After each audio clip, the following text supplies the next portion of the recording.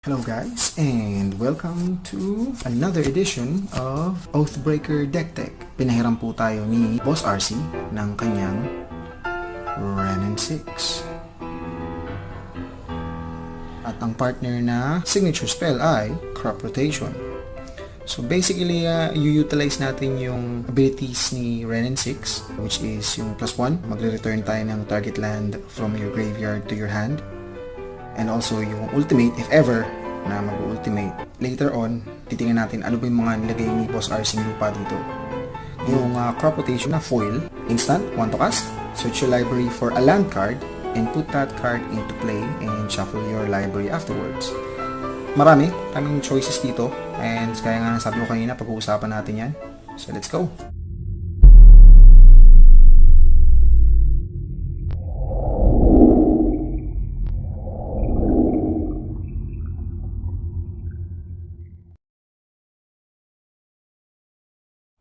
Simulan natin sa enchantment. Ang number 1 sa listahan. Uy, focus ka. Burg. Hirap i-pronounce. Pero nakakainis ability to, promise. Whenever any opponent plays a land, you may choose a land card from your hand and put it into play. So kung sinuwerte ka at ikaw yung una at ito yung una mong kinast, by the time na bumalik sa'yo yung ikot ng turn, edi apat na yung lupa mo, tapos lahat ng kalaban mo, isa palang lupa. Sylvan Library. So every upkeep mo, may additional kang draw step. So you may draw 2 additional cards. At pag ginawa mo yun, babalik ka ng 2. Experimental Frenzy. Pwede mo tignan yung top card ng library mo anytime. Tapos you may play the top card of your library and you can't play cards from your hand, which works hand in hand kay Sylvan Library. Same goes with Reserve Crew Fix. Redundancy lang para at least kung hindi mo nabunot yung Experimental Frenzy, isa ka pang option to play the top card of your library. Bibigay din siya ng buhay sa'yo. Ito naman, creature siya at the same time, so meron kang somewhat blocker kasi medyo malaki input. So ano pa yung enchantment niya? Ito, foil na naman. Rhythm of the Wild. Creature spells you control can't be countered. So pag may mga kalaban tong control deck, this is it to them. City of Solitude. Each player may only cast abilities and play spells during his or her turn. In other words, huwag mo kong pakialaman. Ito naman, enchantment din. Whenever an opponent casts a non-creature spell, Cinder Vines deals 1 damage to that player and destroy target artifact or enchantment. Nature's Claim, destroy target artifact or enchantment and its controller gains 4 life. Hull Breach, same effect except yung gain part. Flex ko lang pala to. Force of Vigor, destroy 2 target artifacts and or enchantment. So dalawa naman target nito. How will you protect yourself? Simulan natin sa Blasphemous Act. For each creature on your battlefield, 1 less to play, 13 damage to each creature. Beast Within, may 3/3 beast yung kalaban. And lastly, Heroic Intervention. So pag nakalapag na yung mga creature niya na nagsusupport ng combo niya, may gustong pumatay, ito yung kakas niya. Ito, si Eternal Witness. Para makuha niya ulit. At hindi lang yun. Hindi lang naman yun yung kinukuha ni Eternal Witness. That also includes the land, which also works for the theme of the deck. Since pa isa-isa lang yung mga yan, sabihin na natin ito. Si Tireless Tracker. So every time na nagla-land trap ka, magagawa siya ng token na pag sinacrifice mo, draw a card ka, tapos at the same time lumalaki siya, and at the same time creature. At ito, si Runic Armasaur. Whenever an opponent activates an ability of a creature or land that isn't a mana ability, you may draw a card. So syempre kailangan ng tutor. Minsan singit para i-tutor ang mga kailangan mo para magawa mo ang iyong plano. Reap of the Past. Ito naman, return X cards at random from your graveyard to your hand. So ito yung mga pang long game moment mo. So pwede kang mag-return ng spell at pwede kang mag-return ng lands na na-destroy or natapon para ulitin mo. Gamble, search your library, for a card and put that into your hand, and then discard a card at random, then shuffle your library. Pero ang trick dyan, para in favor pa rin sa'yo, ang hahanapin mo ay gusto mo ring matapon sa graveyard. Para kukunin mo na lang. Ng Life from the Loam, for example, kung lupa yung hinahanap mo, sa tapon sa graveyard, ayan, sakto. Or, ano pa?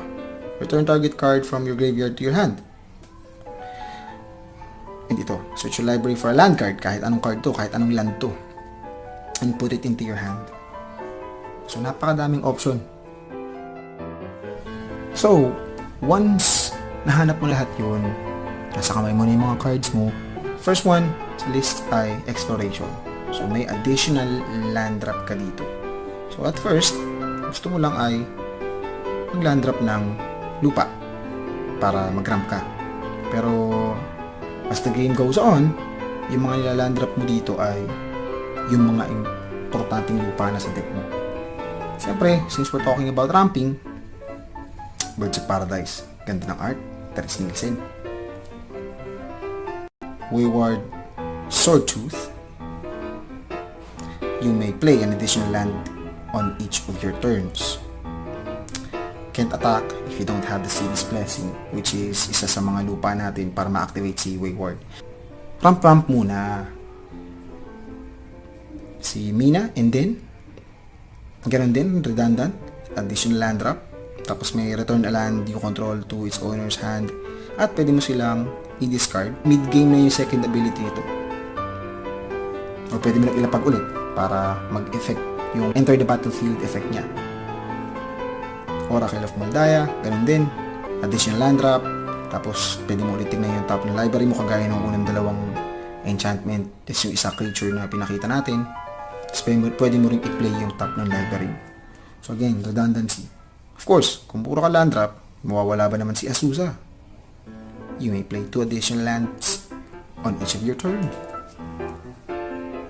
And Ramen Up. Ganun din, you may play a land card. This time naman from your graveyard. At para maging redundant yun, syempre, Crucible of Words. Ganun din.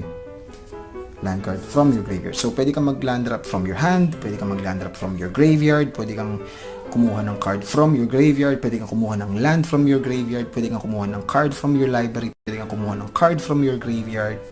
So, ano yung mga finisher ng deck na to? Simulan natin dito. Eula's Influence.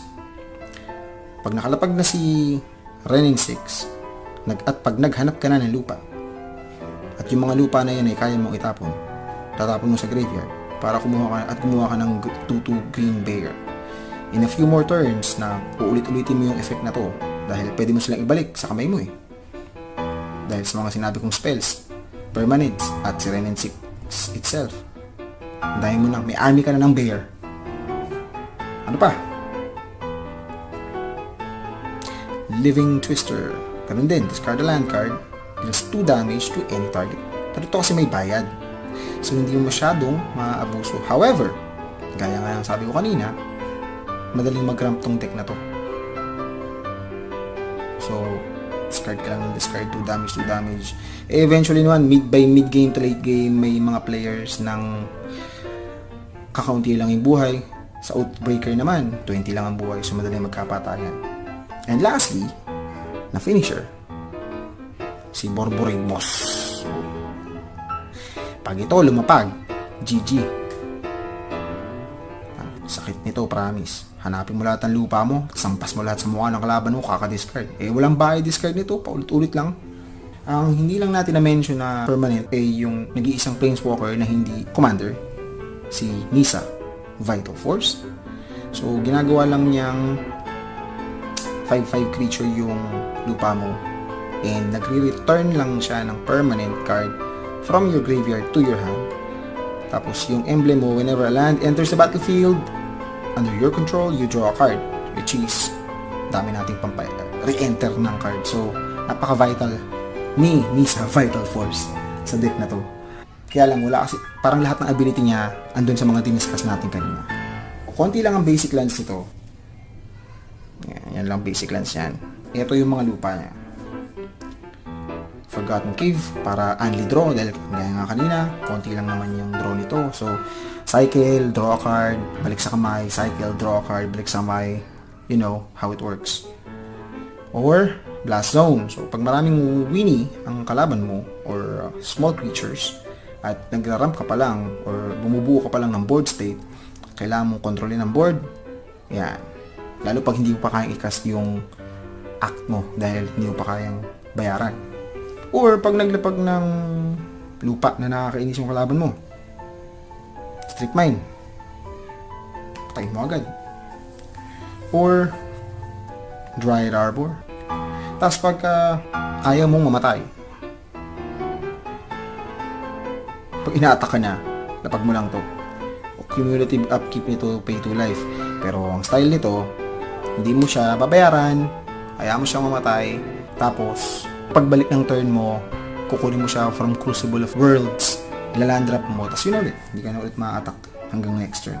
At Thespian Stage, kasi lahat ng yan pwede mo kiyahin, kopyain. At yung land card na finisher ng deck na to, aside from the finishers that I mentioned earlier, Dark Depths. Gagawa ka lang naman ng 2020 creature. Flex ko lang yung iba pa niyang lupa. Kasi ito fetchable. Na foil. Fetchable din. Foil din. Fetchable. Foil din. Stamping ground. Ito hindi foil. Pero old art. Ganda. Hindi rin fetchable. Pero foil. Old art din. At andito na tayo sa pangmalakasang fetches. Kasi siyempre, lahat fetchable. So, fetch mo na ng Prismatic Vista, bagong-bago. OG, Wooded Foothill. Pero hindi foil. Pero pucha, OG. Windswept Heat. OG. And lastly, Arid Mesa. Well, kayo na humusga. Nakalimutan ko pala sabihin tong lupa na to. Wasteland. Destroy target non-basic land. At yun na. Doon na po nagtatapos ang ating Decktech. Sorry guys kung hindi ko masyadong nabigyang buhay or na-emphasize ang power ng deck. Pero based in my experience against the deck, nakakainis po, promise.